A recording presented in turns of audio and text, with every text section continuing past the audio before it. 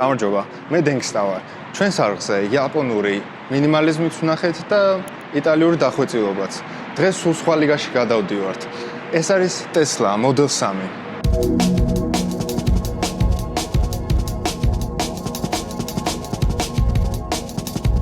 ბოლო წლებში ინტერნეტი გადაივსო ვიდეოები, სადაც გვეუბნებიან, რომ ეს სრულყოფილი ელექტრომობილია. ილონ მასკმა მოახერხა ის, რომ ელექტრომობილი ძალიან მიმზიდველი გახადა. მაგრამ რამდენად პრაქტიკულია ეს 450 ცხენისძალიანი გაჯეტი? დღეს ამ ვიდეოში ვუპასუხებთ იმ შეკითხვებს, რაც ყველას ძალიან აინტერესებს. თუ რამდენად პრაქტიკულია ეს ავტომობილი, რა პრობლემებთან ან რა პლუსებთან და მინუსებთან ასოცირდება ეს ავტომობილი, რა პრობლემებს წააწყდებით ყოველდღიურობაში და ზოგადად ღირს თუ არა Tesla-ს ყიდვა საქართველოში. სანამ უშუალოდ მანქანაზე გადავალთ, უნდა შევხედოთ იმ ადამიანს, ვინც ეს ყველაფერი შექმნა. ილონ მასკი, კაცი, რომელმაც 96 წელს ზიპორის გაყიდვით 300 მილიონი იშოვა. მერე შექმნა PayPal-ი, მერე კოსმოსი დაიპყრო SpaceX-ით, დაგვიტოვა Neuralink-ი, Boring Company და ბოლოს Twitter-იც კი იყიდა. მაგრამ ისეთ რა არის ყველაზე საინტერესო? მასკს Tesla არ დაუარსებია. მან უბრალოდ ინვესტიცია ჩადო 2004 წელს და მისი გიჟური ხედვით კომპანიამ მსოფლიოს ნომერ 1 ბრენდად აქცია.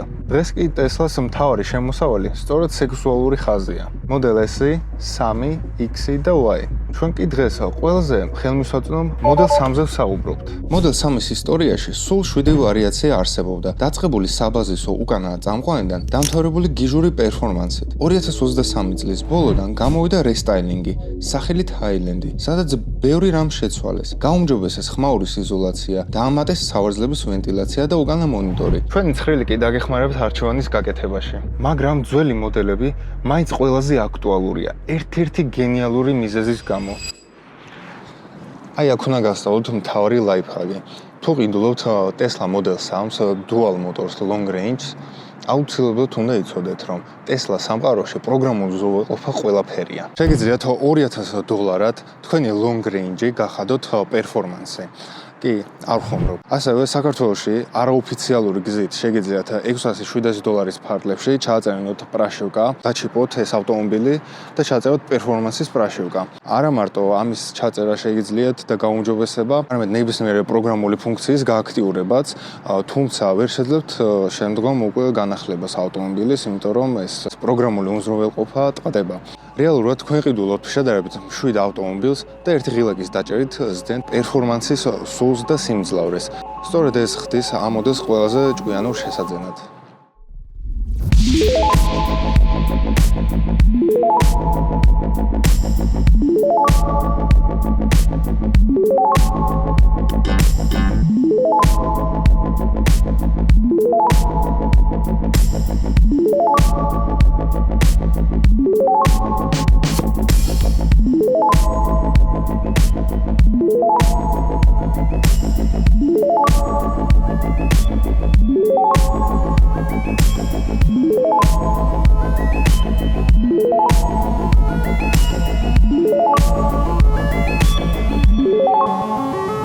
ვიზუალზე არ დავთ, მინიმალისტურია და ძალიან აეროდინამიკური. თეთრფერში განსაკუთრებით ლამაზად გამოიყურება, პანორამა ჭერი, შავი ელემენტები და ნაცრისფერი დისკები.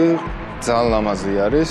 ეს არის 18-იანი თავის ქარხნული დისკები, რომელიც ასე გამოიყურება და ამ დისკებზე ზოგადად ყენდება ზემოდან კალპაკი, რომელიც უმატებს აეროდინამიკას. მაგრამ შიგნიდან ასე გამოიყურება სინამდვილეში და ესე უფრო ლამაზი არის, მე თუ მკითხავთ. სტანდარტულად როგორც ჩვევია ხოლმე, ამას წინ ძრავი არ აქვს და აქვს პატარა ესეთი სათავსო, რომელშიც მხოლოდ დამტეს თუ ჩადებთ ან რაიმე პატარა ხელბარგს. სერვისის ჩასატარებლად აქვს დახურული ესეთი ხუფი და მხოლოდ წყალს თუ ჩავამატებთ ჩვენი ვაიპერებისთვის, ეგრეთ წოდებული დვორნიკებისთვის. მანქანაზე პანორამა ჭერი არის და მთლიანად გადმოდის შუშა თავიდან ბოლომდე. ეს ალბათ ნანახიც გექნებათ უკვე სხვა ვიდეოებში, თუ Tesla-ით დაინტერესდით. უკან გვაქვს ასეთი aftermarket ducktail-ი, მე მომწონს სხვათა შორის და საბარგული ყველაზე მთავარი ახლა ჩვენი საბარგული საკმაოდ ტევადი არის. აქ ორი ჩემხელა ადამიანი ჩაეტევა. ეს იმის ხარჯი არის ყველაფერი, რომ ელექტრომობილი არის და არ აქვს ზედმეტი კონსტრუქტივი, იმიტომ რომ ელემენტებიც, ელექტროძრავებიც ყველაფერი აქვს ქვემოთ განლაგებული. ქვემოთაც პატარა სათავსო არის და მოკლედ ძალიან ბევრი ადგილი არის. მოდით ციფრებით დავიწყოთ, იმიტომ რომ Tesla შემთხვევაში ციფრები ყველაფერია. ამ მანქანის აეროდინამიკის წინაღობა სულ რაღაც 0.23 არის. ეს ბევრ სპორტკარზე ნაკლები არის და ძალიან დაბალი მაჩვენებელი არის. ზოგადად ამ მანქანას რომ ქმნიდნენ, პირველ რიგში აეროდინამიკას ამოწმებდნენ და ამიტომ არ აქვს ამას არანაირი სახელური და ზედმეტი გამოშვერილი დეტალი. სხვა ავტომწარმოებებსაც რომ გადახედოთ, ზოგ ბრენდს საერთოდ სარკეებიც კი არ აქვს. ეს ყველაფერი აეროდინამიკაზე ისახება და ელექტრომობილისთვის ეს შეიძლება 40 და 50 კმ-თანაც იყოს დაკავშირებული. აქ გვაქვს dual motor სისტემა. ანუ წინა და უკანა ღერძზე განთავსებულია ელექტროძრავები, რაც ამ მანქანას აჩქარებაში ეხმარება. რამდენში ჩქარდება 0-დან 100-მდე 4.4 წამში და ჯამში 450 ცხენის ძალას იძლევა. ეს ბენზინიანი ძრავისთვის წარმოუდგენელი ციფრები არის, მაგრამ ელექტრომობილისთვის ეს არაფერი არის საერთოდ. ელემენტებზეც რომ ვთქვათ, 85 კილოვატიანი ლითიუმის ელემენტები აყენია. დაახლოებით 450 კილომეტრამდე გაგვატარებს, მაგრამ საქართველოს რეალობაში საშუალოდ 350-დან 400-ის ფარგლებში გადის სტაბილურად.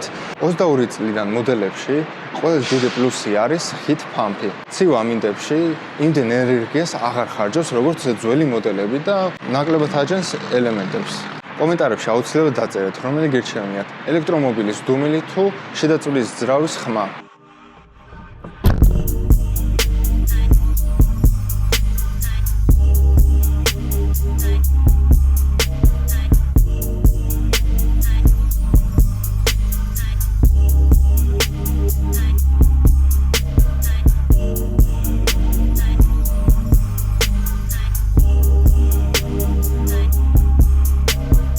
სალონში არანაირი ღილაკი და სპიდომეტრი არ დაგხვდებათ.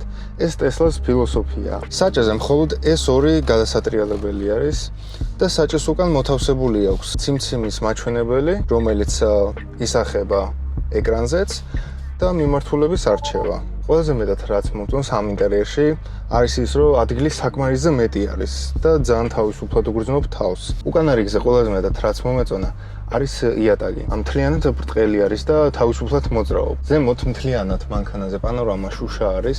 რა თქმა უნდა, ქარხნა დაბურული არის, თუმცა ცხელ ამინდებში და მზეში ავტომობილს ცოტა გაუჭირდება ინტერიერის გაგრილება. ხშირად ეძახიან ამას. კი არის დაბურული, თუმცა მაინც მზის სხივი აღწევს, ზედმეტად გააცხელებს ინტერიერს. და ყველაზე მთავარი ამ ავტომობილში არის ეს 15 ინჩიანი მონიტორი, საიდან იმართება აბსოლუტურად ყველაფერი. ეს უბრალო მონიტორი და მენიუ არ არის. ეს არის სრულყოფილი კომპიუტერი, სადაც არის ყველაფერი, აბსოლუტურად ყველაფერი. გვინდა სარკეების გასწორება მონიტორში, დურნიკების რეჟიმის არჩევა, ეგეც მონიტორიდან, საორძის გათბობა მონიტორიდან, გვინდა საბარგულის გახსნა, წინა, უკანა, ყველაფერს აქედან ვაკონტროლებთ, მოკლედ, ყველაფერი არის აბსოლუტურად აქ. ასევე პროგრამული განახლებებიც და ყველაფერი, ჩვეულებრივ უკავშირდება Wi-Fi-ს და updates უკეთებთ. ეს ძალიან დიდ ფუნქციონალს იძლევა წარმოებლისთვის. მაგალითად, როდესაც ამ ავტომობილს უშვებდნენ, რაღაც გარკვეული ოფციები და პარამეტრები არ ქონდა ამ ავტომობილს, რაც მოგვიანებით დაემატა. და კიდევ მომავალშიც ეს შეიძლება ახალი განახლება მოვიდეს და რაღაც ახალი ფუნქცია დაემატოს, რაც აქამდე არ ქონდა.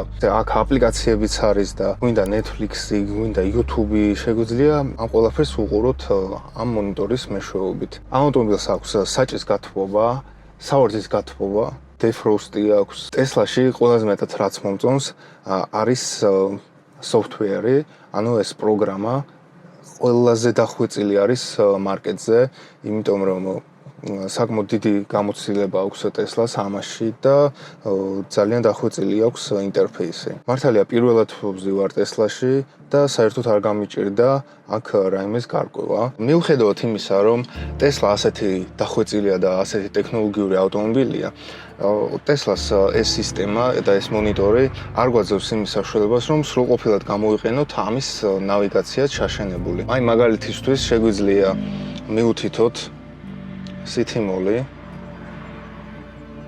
ჩვეულებრივად პოულობ, თუმცა ვერ მივდივართ დანიშნულებამდე. ეს არის ძალიან დიდი მინუსი ჩემი აზრით. ამის გამო გვიწევს ცალკე ტელეფონიდან ნავიგაციის გამოყენება, თუმცა შეგვიძლია CarPlay გავააქტიუროთ სპეციალური გადამყვანის მეშვეობით. ცალკე აღსანიშნავი არის Sentry Mode, ანუ 4 კამერა აქვს განთავსებული გარედან და მუდმივად იწევს. მაგალითად ვიღაცა მანქანა დაგიკაწრათ, Tesla-მ უკვე ჩაწერა ეს და ფლეშკაზე შეგიძლიათ ამოიღოთ, ნახოთ რა მოხდა, რა დროს მოხდა და მოგეთ ასე გაიგებთ, თუ ვინმე რამე იმაიმუნა გარედან. კამერებზე შეგვიძლია გადავრთოთ და ნებისმიერი კამერა ჩავრთოთ და ვნახოთ რა ხდება. წინ, უკან, შეგვიძლია საუნდშიც ვნახოთ რა ხდება ამ დროს. მაგალითად, შეგვიძლია კამერების მეშვეობით ჩავიხედოთ და თუ ვიღაცა არასასურველი მეგობარი იდგა ჩვენს ავტომობილთან, შეგვიძლია ხმოვანი ბრძანებაც მივცეთ. ხმოვანი ბრძანება 1. კაუჩემ ხმაზე არ მუშაობს რა. გაიწიე. როგორც ხედავთ, მუშაობს ყველაფერი. ავტოპილოტს რაც შეეხება, full self-driving-ი საქართველოში ბოლომდე არ მუშაობს, თუმცა ავტოსტირინგი ჩვეულებრივად ზოლებს მიყვება და ავტობანზე მოგზაურობას დასვენებად აქცევს. Tesla თუ ყავთ ამ ფუნქციით იკაიფებთ, რასაც ქვია რა. შეგიძლიათ ასეთი მარტივი მოძრაობით ავტოსტირინგი ჩართოთ, ხელები გაუშვათ, პედალსაც გაუშვათ ფეხი და არაფერი არ აკეთოთ, უბრალოდ გზა აკონტროლოთ.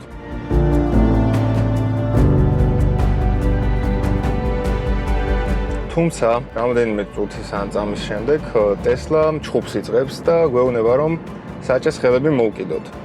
ეს იმ შემთხვევაში ხდება, თუ არ ვიყურებით გზაზე და მაგალითად ავიღეთ ტელეფონი და ან ყურადღება გადავიტანეთ სხვა რამეზე. აქ ახლა ჩავატარებთ ერთ პატარა ექსპერიმენტს. აი Tesla უკვე გვეუბნება, რომ ხელები მოვკიდოთ საჭეს. აი ხმოვანი სიგნალიც გვანიშნა, თუმცა ჩვენ ვაიგნორებთ ამას და ახლა ექსპერიმენტს ჩავატარებთ. ბოთლი დაგვეხმარება ამაში, მოკიდეო და დამუხრუჭებას იწყებს. მოვათავსეთ ბოთლი.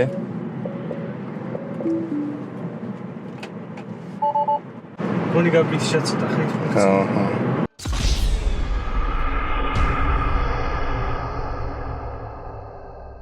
ესე იგი ძალიან გავწელეთ ჩვენ Tesla გაბრაზდა და არ მოგცა საშუალება რომ ისევ ჩაგვერთო. მანქანა გავაჩერეთ და მოგცა საშუალება რომ ისევ ჩაგვერთო ავტოსტირინგი. თავინავცადოთ ვრთავთ ავტოსტირინგს და ველოდებით სანამ აგვინთებს პირველ გაფრთხილებას. ყველაფერზე გავუშვე. ხელი, ფეხი, ყველაფერი შეგვიძლია ვიჩილაოთ აქ. ჩავაწერ და დაველოდოთ პირველ გაფრთხილებას. ზოლი იდეალურად უჭირავს, ძალიან მოგწონს. აი პირველი გაფრთხილება მოგცა. მოდით ახლა ეს ბოთლი მოვათავსოთ აი აქ. და Tesla-ს გონია რომ ხელები გვიჭირავს საჭეზე. არანაირი გაფრთხილება აღარ გვაქვს ეკრანზე და შეგვიძლია ჩვენ საქმეებს მივხედოთ რა. ამის დასამტკიცებლად აი შეგიძლიათ მომდევნო 1 წუთი უყუროთ ვიდეოს და ნახავთ როგორ მუშაობს ავტოსტირინგი ამ ავტომობილზე. აი ზოლზე რო გადმოდის მანქანა, თავისით ავტომატურად ანელებს. საერთოდ არაფერს არ ვაკეთებ ამ მანქანაში, თავისით მიდის. ჩვეულებრივად აი ასე მოვატყუეთ Tesla, მეგობრებო. კი, ძალიან ჭკვიანი მანქანაა, მაგრამ ბოთლს ვერ აღიქვამს ხელად.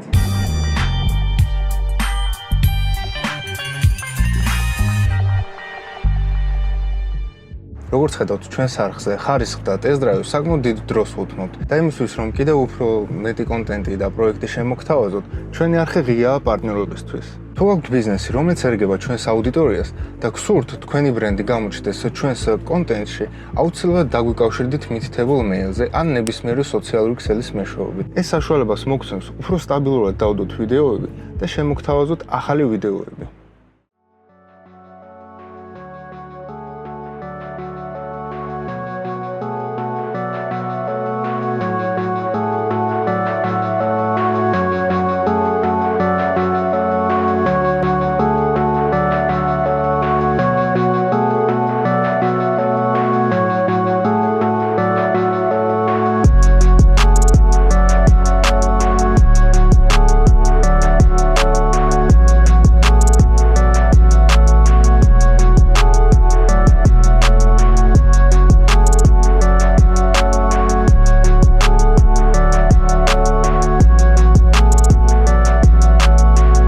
ჯდები ავტომობილში, ცოტა მიუჩვევლად გრძნობ თავს, იმიტომ რომ არანაირი ძრავის ხმა არ შემოდის გარედან. გაზის პედალი შეგვიძლია გამოვიყენოთ როგორც მუხრუჭი. რო აუშვებთ გაზის პედალს ოდნავ, მანქანა ეგრევე რეკუპერაციის რეჟიმში გადადის და ამუხრუჭებს ავტომატურად. ქალაქში სამოძრაოდ ძალიან კომფორტულია, მინდა აღვნიშნო, იმიტომ რომ არის ჩუმი, ამ თაობაში უკვე დაამატეს ორმაგი შუშები, ჩარჩოები არ აქვს მოგეხსენებათ და ამის გამო დასჭირდათ ცოტა მეტი უფრო ხმის იზოლაცია. ერთადერთი ხმა, რაც კი შეიძლება შეგაწუხოთ, არის საბურავების ხმა.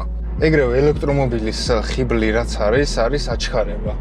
აი, გაზის პედალს ოდნავად რო დააჭერ, მომენტალურად ჩქარდება რა. ამას არ აქვს არანაირი გადაცემათა კოლოფი, არანაირი ძრავის დაგვიანება, ტურბინის გახსნა და ასე შემდეგ რა. დააჭერ გაზის პედალს და ეგრევე მიდის მანქანა. თავიდან ძალიან ეფექტურად გეჩვენებათ ეს ყველაფერი. თუმცა აი რამოდენიმე დღეში ამ ყველაფერს ეჩვევი და ჩვეულებრივი ავტომობილი არის უკვე არანაირ ემოციას აღარ გამოიწვევს. ზოგადად ელექტრომობილების პრობლემაც ზუსტად ეგ არის, რომ არის სტაბილური. არ აქვს არანაირი გარედან ხმა, რაც ზედმეტ ემოციას გიქმნის და ფსიქოლოგიურად გონია, რომ ავტომობილი უფრო სწრაფად ჩქარდება და ამის გამო პეტროლჰედებს და ავტომოყვარულებს არ უყვართ ელექტრომობილები, რომ არის ცოტა ოდნავ შეიძლება ითქვას, რომ მოსაწყენი. თავიდან კი ერთობი ძალიან მოგწონს, მაგრამ დროთა განმავლობაში, აი ასეთი ერთადერთი მინუსი აქვს, რომ შეიძლება მოგბერსარდეს რა.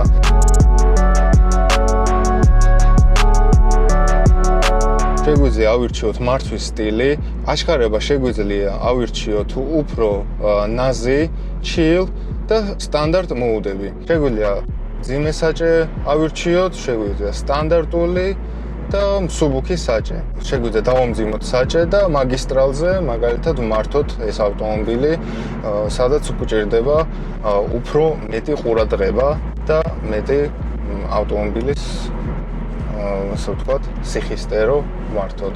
მაგალითად, თუ გვინდა ჩვენ ბარდაჩოკის გახსნა, ესე ხელით ვერ გავხსნით და უნდა გავხსნათ ესეც ეკრანიდან და დავკეტოთ. ასევე ხმოვანი სიგნალით შეგვიძლია მიუბრძანოთ Open Glow Box.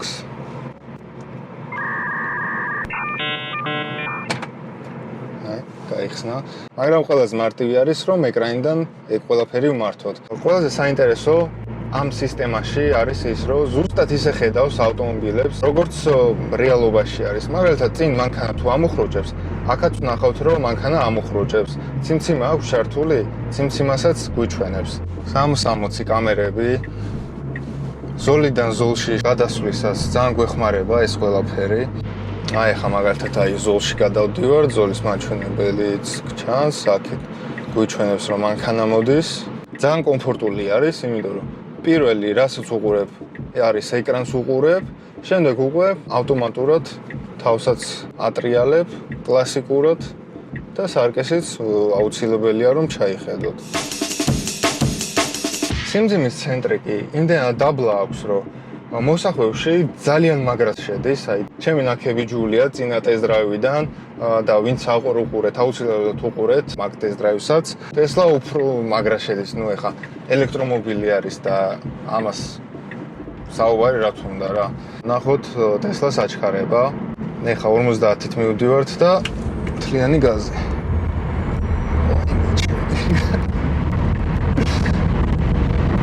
ასამოც. ამანქანაზე მთელი დღე შეგიძლია ესე გაერთო.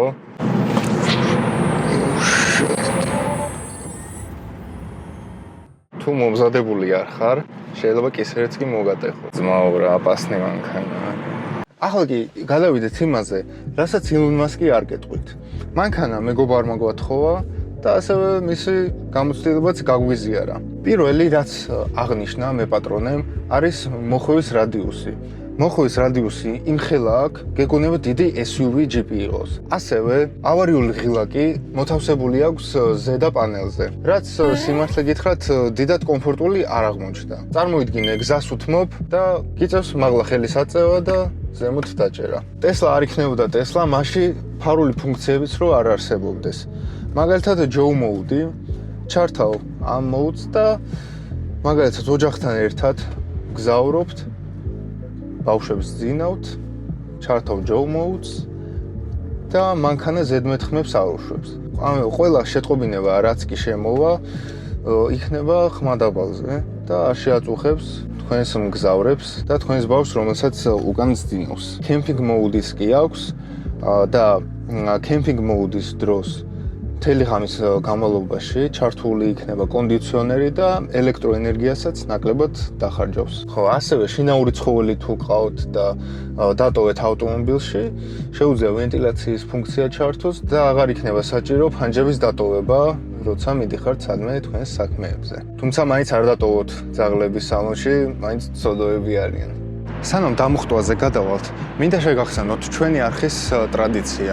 ყოველ მომდევნო 1000 გამომწერზე თქვენ ირჩევთ შემდეგ ავტომობილს ტესტ-დრაივისთვის, ამიტომ გამოიწერეთ ეს არხი და მართეთ ჩვენი კონტენტი. ეს ამერიკული ფორმატზე არის. CC2-ის გადამყვანი Tesla-ზე რა. ხო. ეგრეა. გარეთ თუ მოხვდებით და გარეთ მოგიწიათ თქვენ Tesla-ს დატენვა, აუცილებლად გაითვალისწინეთ, რომ გარეთ დაგხვდებათ აი ესეთი ადაპტერი, რომელიც არის CC2 და გჭირდებათ აი ესეთი გადამყვანი, რომელიც არის CC2 Tesla-ზე. და ამით თავისუფლად დატენით ამერიკულ Tesla-ს. ევროპულ ავტომობილებზე პირდაპირ შეაერთებთ ამას და არანაირი გადამყვანი არ დაგჭირდებათ. მოდით ახლა ერთად შევაერთოთ და გავტესტოთ, როგორ მუშაობს ეს ყველაფერი.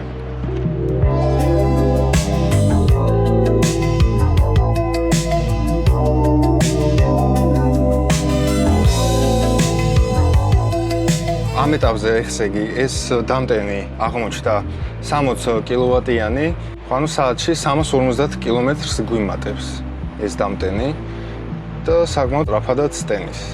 ესე იგი 7.5 წუთი გავიდა უკვე რაც ახავართ და 53 კილომეტრი მოგვემატა. ასევე ეს ყველაფერი დაგვიჯდა 4 და 40 დაახლოებით და ნუ კიდე იმატებს. მაგრამ ახლა უკვე ვასრულებთ და მივდივართ ცოტა ხანში.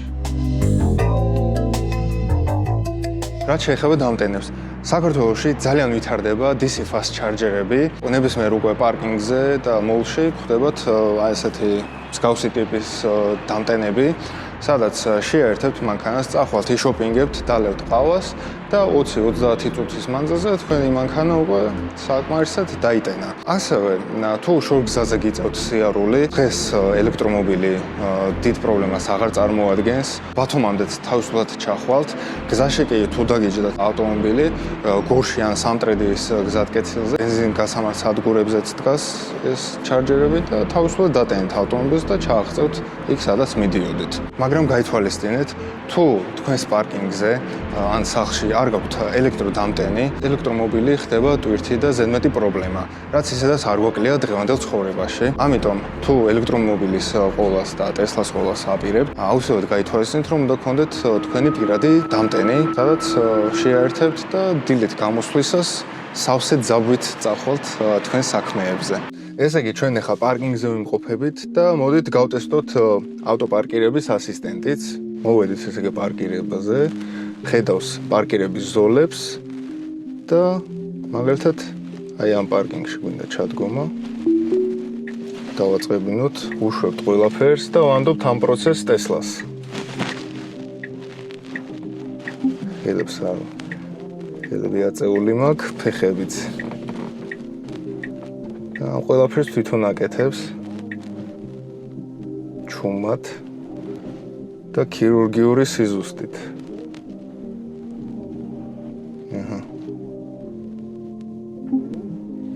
ეგ არის. ესე იგი, Tesla თუ ყავს, აუცილებლად ბარათიც გვექნება, სავარაუდოდ, თუმცა ბარათი თუ არა გაქვთ, ბარათზე უფრო პრაქტიკული და ძალიან კომფორტული არის მობილური ტელეფონი. უბრალოდ დავკავშირეთ Tesla-ს და მაგალითად ახლა ჩაკეტილი არის მანქანა, უბრალოდ მიუახლოვდებით და თავისით გაიხსნა. კიდევ რაც ყველაზე ძალიან მომეწონა, შეგვიძლია აპლიკაციიდან მართოთ და ჩავრთოთ სხვადასხვა ფუნქციები. შეგვიძლია გავაგრილოთ ავტომობილი, ფარების ჩართვა, გაკუების რეჟიმი და სიგნალებაც. მოკლედ გაერთოვი რა ამ ავტომობილის. მე პატრონე ძალიან ერთოვა და ეს ყველაფერი ახლა გვასწავლა. აი, მაგალითად წარმოვიდგინოთ ასეთ სიტუაცია, რომ მანქანასთან მოხვედით, თუმცა ვერ აღებთ კარებს, იმიტომ რომ გვერდზე მანქანა ძალიან ახლოს დგას. რა ვშვებით ამ სიტუაციაში თუ Tesla გვყავს? ხსნით აპლიკაციას. შევდივართ სამონში. დაუკავშირდება ჩვენს მანქანას. და ასე გამოყავს უკან. ასე გამოდის. მოდი. მე ვფიქრობ, საკმარისი არის. თავისი დაამუხრუჭა და ჩვეულებრივად ჩავჯდებით და წავალთ.